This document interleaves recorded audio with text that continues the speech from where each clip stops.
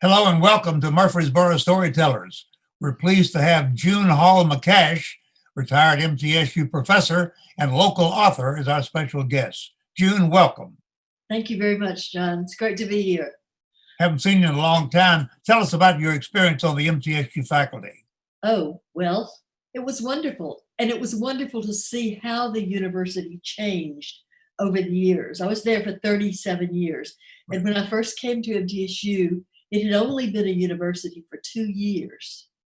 And now it's, I'm so proud of what it's become and what all the quality that has gone into making it the really fine university I think it is. I think Dr. McPhee has done a great job there. Yeah, I agree. Very definitely. June, you're a noted author and have a number of books that you've written, and I thought it would be interesting to talk about your experience. Where are your degrees from? Well, I have an undergraduate degree from Agnes Scott College in Decatur, Georgia. And then I have an MA and a PhD from Emory University. And I taught there. My PhD was in comparative literature. Mm-hmm. And I taught there for several years before I came to MTSU. And my husband took a job here and I came along. And I'm glad I did. It's been a wonderful place to live and raise a family. Yeah, right. Great. How did you start becoming an author? How did you start writing? Well, John, I have written ever since they put a pencil in my hand when I was 6 years old and taught me how to write and words and enough words to put stories together.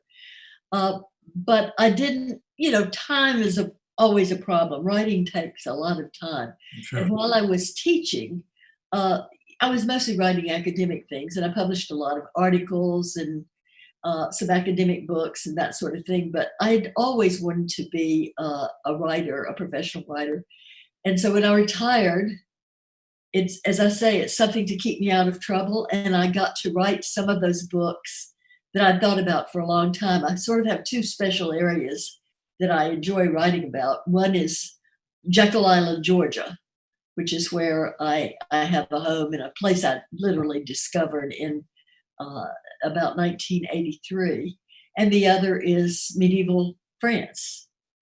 So those are the two topics I have been writing about. I have one book set in Tennessee, and that's called The Boys of Shiloh. It's the only book I've written for young people, for kids about 10 to 13 or so. And I have classes that use it on a regular basis and so forth. So that was fun to do. I'm glad to see that you have Eleanor's Daughter there beside you. Is that your most recent book? That's my most recent book, yes. And that one just took a first place award in a competition called the Chaucer Award. So I've been very lucky and had a lot of fun doing it. Mm-hmm. Tell us about Eleanor's Daughter. Well, Eleanor, if you are familiar with the person Eleanor of Aquitaine, many people know about her. She was the mother of Richard the Lionheart and King John, and the wife of two kings. She was the wife of Louis VII of France and Henry II of England. And Marie de Champagne, who's the person, the whole title is Eleanor's Daughter, a novel of Marie de Champagne. And Marie was her oldest daughter in her first marriage. Okay. And she's quite a remarkable woman. And nobody had ever written a novel about her before. And I found her so fascinating. I just wanted to bring her to a general public and tell people about her fascinating life and what all she did. She was born unwanted, of course, because she was a girl. And in the Middle Ages, everybody wanted sons. And the King of France at the time, who was her father, King Louis, he had no heirs. And so her birth was kind of the result of a peace treaty. Okay. Very interesting story. Her father had been having a feud with the Count of Champagne, whose territory was bigger than the kingdom of France at the time. And Saint Bernard of Clairvaux, decided he wanted to make peace between these two men whom he loved dearly. And so he worked out a deal with Marie's mother. She would help bring about peace, and he would bring about a miracle and let her have a child. They'd been married 7 years, and she had no children. So that's how she was born. And Bernard took an interest in her life until the day he died. It's a very interesting story. How many books have you written, Joan? 14 so far. Okay. And are you in the process of writing another now? Well, I have another one that's currently at a publisher, awaiting, under consideration at a publisher. And then I have another one that I've begun. So there will be 15 books for sure. I've completed 15. I just haven't published that last one yet. Okay. I just finished it about a month ago. And I'm hoping to continue writing as long as I can. Sure. Tell me, how do you go about writing a book? Do you just start one day and just continue from day to day and finally get it finished? Or are you working on more than one at the same time? Sometimes I am. Sometimes I work on more than one at the same time. But for the most part, I concentrate on one. And, writers do it different ways. Some people outline the entire book before they begin. Sure. Some people spend years and years of research. In fact, on this one, Eleanor's Daughter, I spent off and on 40 years of research working on that book. And I published a number of articles about her in various, scholarly publications, though I had done a lot of work on her. But mostly it takes me about 2 years. And I get interested in something, and usually it's something I know a fair amount about already. But then I spend, a month or so doing serious research on it. And I research the whole time I'm writing. Some people want to do all the research and then write. I do a lot of rewriting as a consequence, but I find that I work better that way. If I'm sort of telling myself the story as I go along, and I'm discovering things right along with the reader. And so I work every day.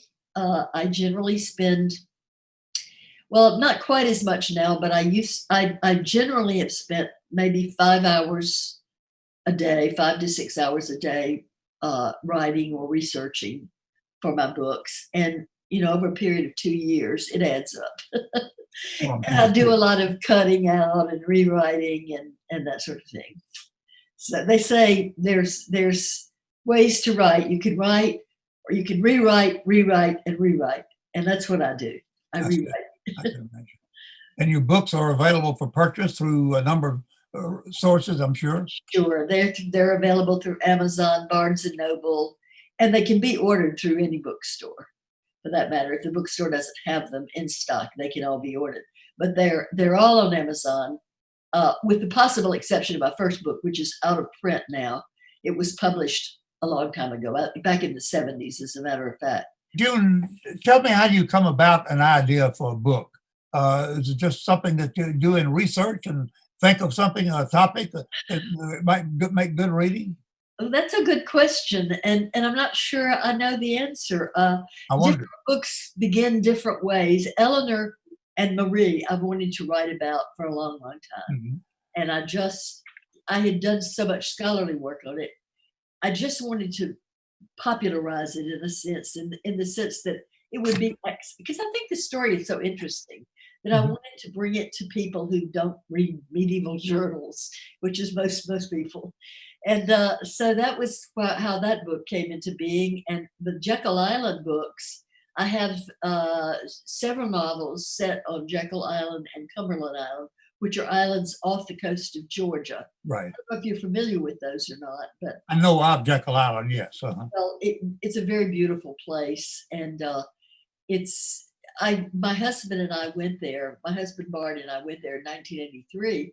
We were looking for a house to buy or something on the coast that we could afford, Sure. and for retirement purposes. Of course, he didn't make it that far, but we did get to spend one semester there working on a book together about the Jekyll Island Club, which was a very famous club founded in 1886 by a group of rather interesting people like J.P. Morgan and William Rockefeller and Joseph Pulitzer and so forth.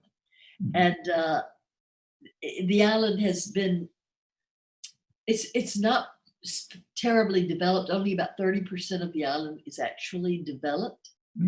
And the old cottages, so-called cottages, that the millionaires used while they were there, that they built, most of them are still there and have now been restored and preserved, as is the clubhouse.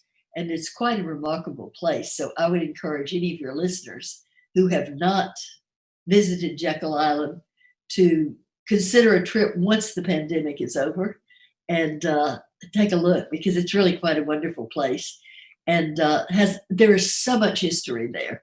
It's just a 9-mile long island. It's very small, but the history it contains is, as I said in one of my books, is a bit like a microcosm of American history. It was the state of Georgia, of course, was founded in the 1700s, and most of the early history centers around Savannah and Brunswick and Darien, and Brunswick is just off the coast, just on the coast, where Jekyll Island's a barrier island there. So I got very interested in the history of that island, and once Bart and I did a book together, Bart McCash, who was also a professor of history at MTSU, and then after his death in 1991, I wrote 2 more books about the island, one about the cottages there, and then one about the early history of the island before the club was founded, which was fascinating. And now what I'm writing are novels that are based on some of that history. For people who don't want to read history, they can read historical novels. So, I come about topics in different ways. And for example, I mentioned the boys of Shiloh a moment ago. Yes. I went to Shiloh. I took my grandson on a trip, a weekend trip, and we went to the battlefield. And we spent some time there looking at the historical sites. And then we went on sort of following the trail of where the soldiers had been. And my grandson was about 12 at the time. And I said, Gabe, we should write a book together about this. He said, oh, that's a great idea. So he lasted about 2 days on the project. By then I was into it, and I wanted to write it. It's a fairly brief book, and it's a really nice one for kids that age, exploring issues and persons who were involved in the Civil War and the complications that it brought to our country. And we still suffer from some of those complications. But the issues are addressed in a way I think a child can understand them. And I had one little boy who took the book, and he had to do a project for his class. And he built the Battle of Shiloh. He built the battlefield, and he had his book there, and the battlefield was really, really a really nice compliment to the book, and a really lovely project he did. I hope he made an A on it. In any case. And you say it is used in education today in schools? It is used in classrooms in several different places. I field tested it with a class in Seattle, Washington, and asking the kids, the children, what do you think? What would you like to have seen? What questions did you have? And they were so perceptive. The kids were great readers. And so they made all sorts of wonderful suggestions. So I went back and rewrote the book, taking those suggestions into consideration, adding, for example, a glossary at the back so that, they would understand some of the rather unfamiliar words, like brogans and that sort of thing, objects that we don't have anymore, that we don't use anymore. And ranks with the Civil War, and who then they wanted a little historical background of who some of the generals were and that sort of thing. So I did that, and then released it to young people, and they seem to really enjoy that. I've really enjoyed talking to classes and that sort of thing with that book. How did you arrive at Seattle, Washington for that? I have a son who lives in Seattle. He's a Oh. marine biologist. His wife was at the time a fifth grade teacher. Oh, okay. So I asked her if she'd be willing to read it with her class. And she had a special group of students that she, were special readers that she worked with who were good students and so forth. And so she did, and they read it and sent me their reactions. So it was great. One more question about Jekyll Island. Are there other accommodations there now other than cottages? Yes, there are. In fact, there are a couple of new hotels that have been recently built. There are cottages that you can rent on the island. For example, I own a cottage there, and when I'm not on the island, I have a realtor who will rent it out to people who need to go there. And but there are the original hotel, the original clubhouse has been restored into a beautiful hotel. And there's now a lovely new hotel right on the beach, several actually, in different, different price ranges and that sort of thing. So it's a lovely place to visit with a family because you can rent a house, for almost the same price that you can rent a hotel room for, and you have 2 or 3 bedrooms and a kitchen and that sort of thing. So I think it's a great bargain vacation. In fact, if all goes well between now and then, I'm spending Christmas there with my son Bryn, who is a professor at MTSU now, and his wife and son. So it's a great Wonderful. vacation. That sounds like fun. Yeah.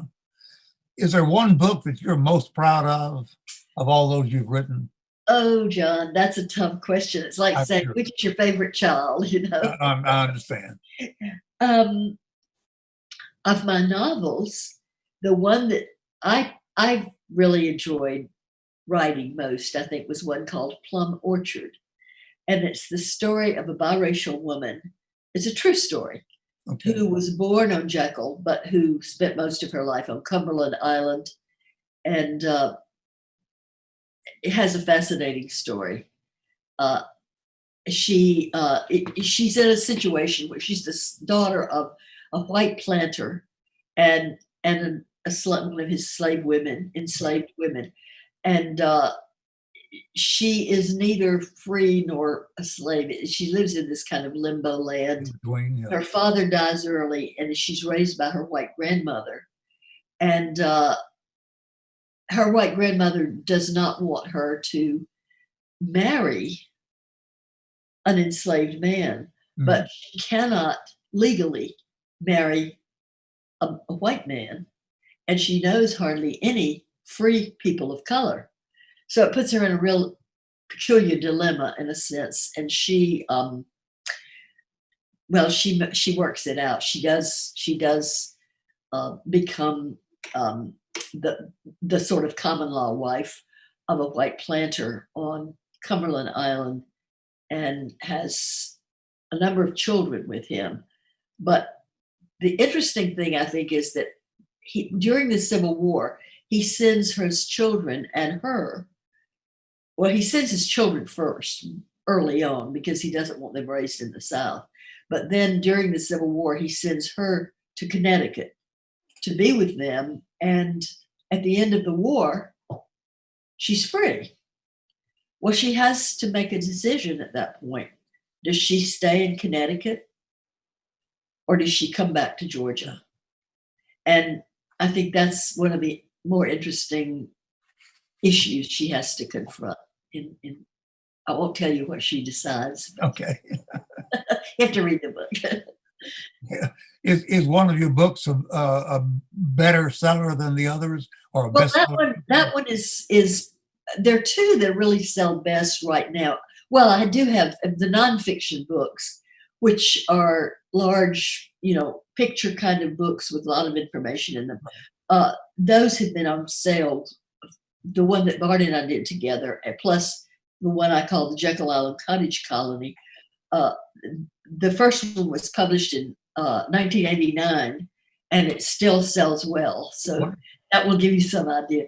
But the one that's selling best now is probably either Plum Orchard or Marguerite's Landing. And Marguerite's Landing is about the first generation of French people who came to Jekyll Island. This was another thing that appealed to me about Jekyll Island, because, as you know, one of the things I did at MTSU was teach French.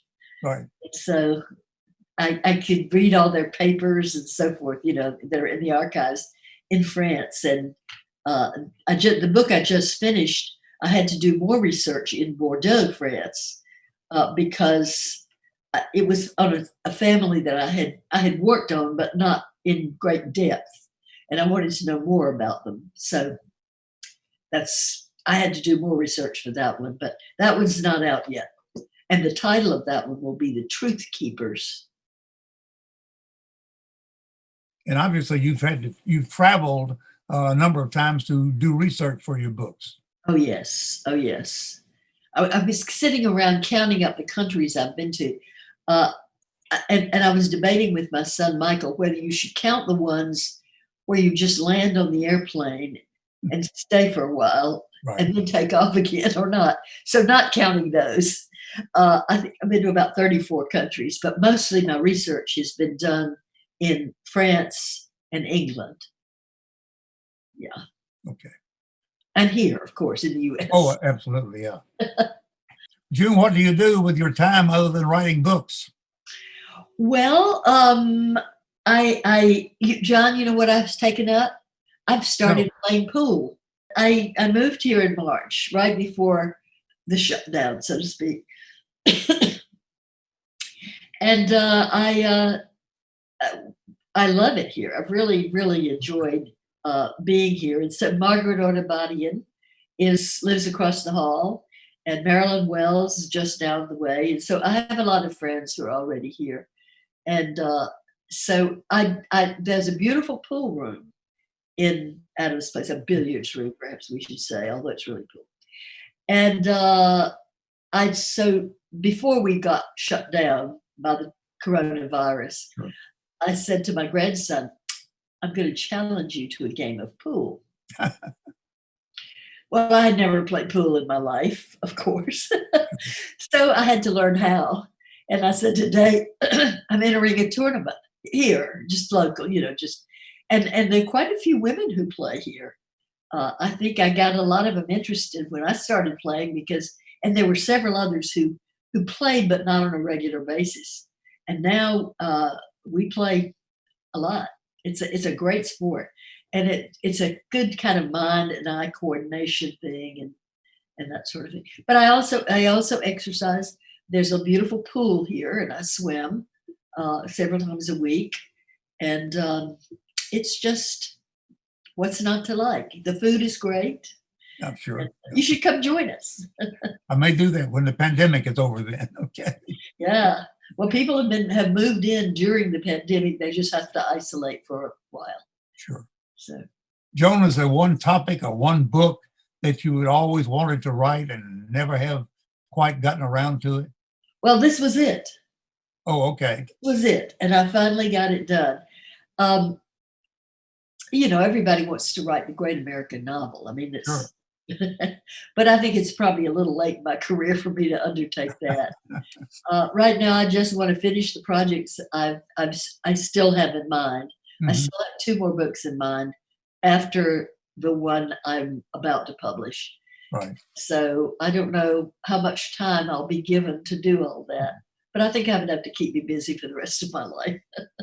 What are the general ideas about the 2 books that you have in mind? What is its subject? Well, one is, I figure the books I'm writing about Jekyll Island, I've written one book about the first generation of the Dubignon family. And I just completed a book about the second generation of that family.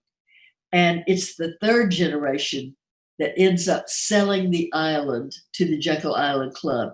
And I'd like to write a book about that third generation, because all 3 of them are extremely different, and they're endlessly fascinating. And I'd really like to tell their full story as best I can. So that would be the next book I'll be working on. Beyond that, I just kind of want to write a book. No, nothing necessarily, not necessarily historical fiction, just something that, not autobiographical exactly, but things based on my experiences in life and so forth. I taught a course at the Senior Citizens Club earlier on writing memoirs. Mm-hmm. And they really did a great job with that. And I think people, older people want to kind of reflect on their life and think back over what they've done and why it might be meaningful. That's something I've always thought about doing. I beg your pardon? That's something I've always thought about doing. Well, yes, of course. And I think everybody would enjoy that. And I'm hoping when the pandemic is over and we can meet in close quarters again, I'd like to do that again with the group here at Adams Place, because we have so many interesting people here who've had fascinating lives. Sure. Yeah. And I think that many of them would like to preserve these, if only for their families, Sure. Write something about why they feel their life was important. And I'd kind of like to, I don't know if it will be fictional or non-fictional, but taking some of those events into consideration. June, what a wonderful life. Thank you for sharing it with us. Thank you, John. Any thoughts in conclusion that we didn't bring up? Well, it's just been wonderful to be here and to see you again, and to have an opportunity to talk about my books. I also would just like to say that my experiences at MTSU, I was so blessed to be there for so many years. After coming from Emory, it was like a foreign land in many ways. Sure. It was so young as a university, and there were so many things they did not have. But now they have all these things. And I don't know if you are aware that I was the founding director of what has become the Honors College now. I was not aware of that. Dr. Scarlett, in fact, asked me if I would be the director of the honors program when it was first begun. And we got the program started in 1973. Mm. So it's almost 50 years old now. It's hard to believe. Yeah. Anyway. June, thank you so much. Thank you, John. It's been Sharing great. your life with us and your experiences. Thank you for joining us on Murfreesboro Storyteller. Truly a storyteller. Dr. June Hall McCash, retired educator and noted local author. Thank you for joining us for Murfreesboro Storytellers. Bye-bye.